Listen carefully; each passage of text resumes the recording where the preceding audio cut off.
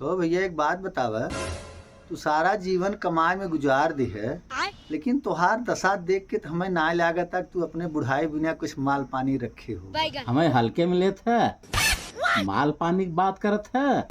15 लाख रुपया हमार मोदी के यहाँ जमा बाटे, आजू के ना 2014 के, और ब्याज भाई ना जोड़े है।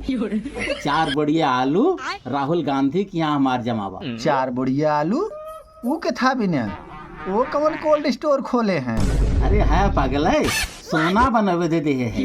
अच्छा, तभी कुल कहियल पौबा। चेतावनी दे दे है, मोदी से कह दे है जब तक हमार 15 लाख रुपया ब्याज के साथ दे नहीं देबा तब तक तुम्हें प्रधानमंत्री की कुर्सी पर से उतरे न देबे।